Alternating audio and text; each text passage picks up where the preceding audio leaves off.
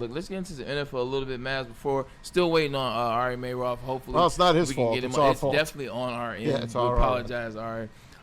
Football, stadiums coming up. Cleveland, $500 million stadium. And the Bengals, $470 million deal. What do you think about this stadium? $600 million. Browns are getting a $2 billion stadium. That's $600 million just from the city of Cleveland. 100%. Brownsville, baby. The Browns are going to be the first team in the AFC North to have an indoor stadium. Will that help them? I think it will.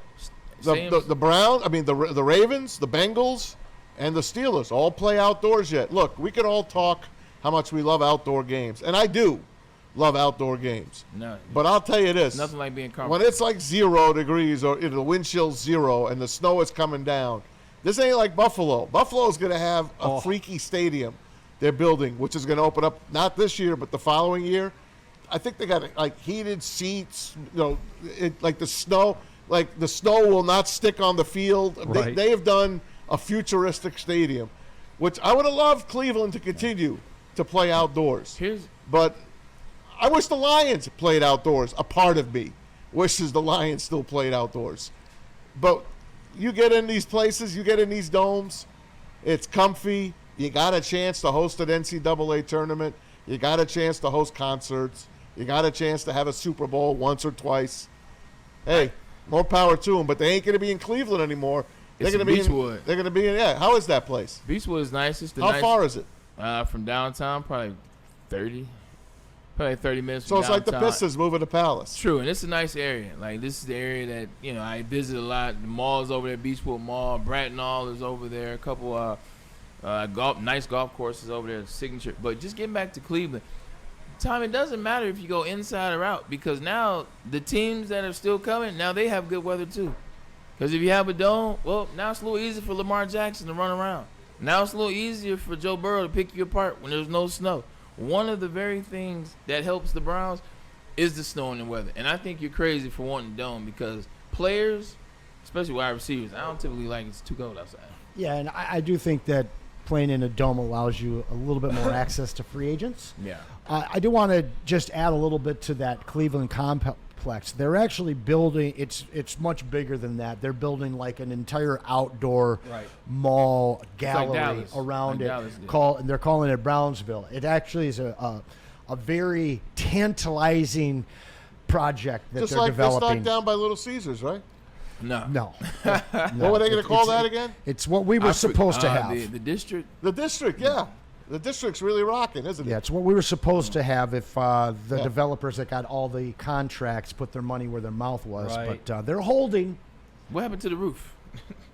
Oh, yeah, the roof is supposed to light up, lights. too. Supposed to have LED lights on the roof. Cincinnati, they can't find money to pay their all-pro defensive tackle or defensive end, but they can provide money for a new stadium. The team has agreed to a 10-year, $470 million stadium deal after previously signaling a possible move with new terms. That's the new owners. They threatened to leave, and now they're staying. Maz, do anything for you? Cincinnati, 470? Yeah. I'm happy the Bengals are staying in Cincinnati. I didn't want them to move. It's good that the city took care of them.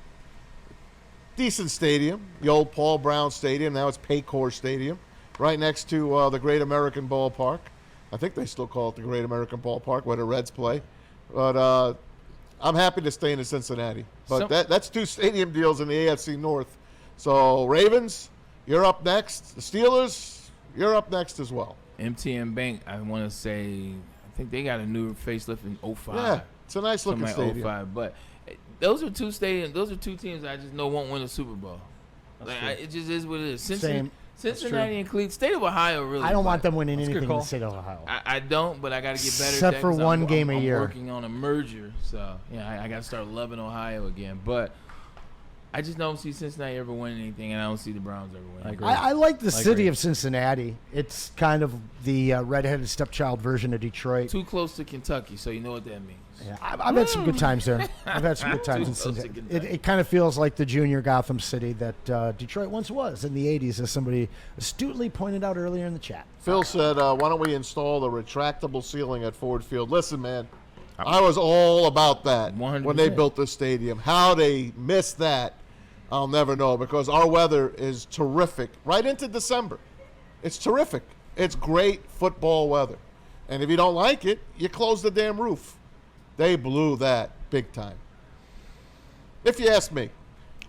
Yeah, no, because it was, the stadium opened up at the same time as the problem was Ford Field opened the same time that the Texans Stadium opened. When they started the Reliant Stadium. The Reliant had that state-of-the-art retractable and the Silver Dome Part 2. Yep. Randy Moss is returning. Yep. Happy for him. Thank God. Hopefully his health is on the mend. Looks like it is. Looks like Randy Moss. He's going to be getting mossed again, baby. And it's always fun to see him. He's got a great personality. Love that southern twang of his.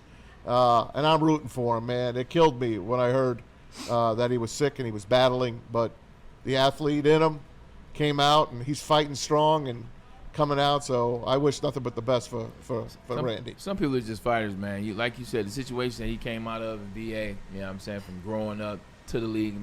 He's built for this, so I'm glad to see him. Last year he was at Calvin Johnson's camp. I was there as well. I had a chance to conversate with him as well, man. It was good to see him and good to see him back. Go ahead, Pete. Can I add something from the MAC point of view? Watching him play at Marshall, it was such a thrill watching Randy Moss play. I mean, watching those teams come to Bowling Green. With Chad Pennington throwing to Randy Moss, and then behind Chad Pennington was Byron Leftwich. I mean, Marshall was just stacked back in the day, and it was so much fun. And I got to be at a Bowling Green Marshall game and saw Randy play live and in person, and just what a thrill, what a talent that guy is, man. For a second, if the transfer portal would have existed back when I played, I might have transferred to Marshall. Byron Leftwich was a quarterback. I wasn't necessarily seeing eye to eye what was going on in Ann Arbor. No? Really? I'm you glad may have traded one the M for another. transfer portal did not exist.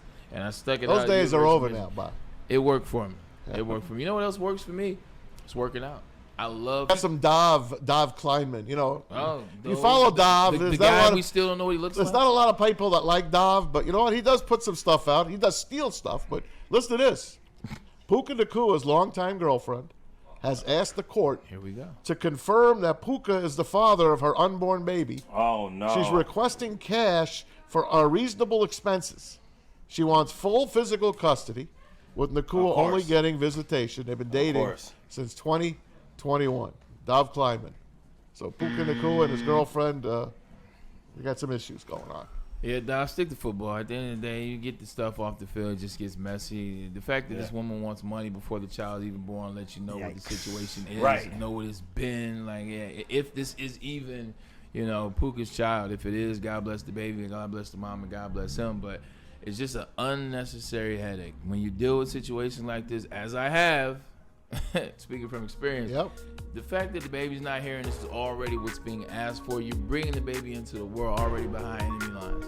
Like, there's angst in both situations. Right. Like, that's not how you bring a baby into this world. It's just not fair to both parents, and it's not fair to first and foremost. The kids always suffer. 100%, they always suffer. So I don't like the issue. I've dealt with it. I'm speaking from experience.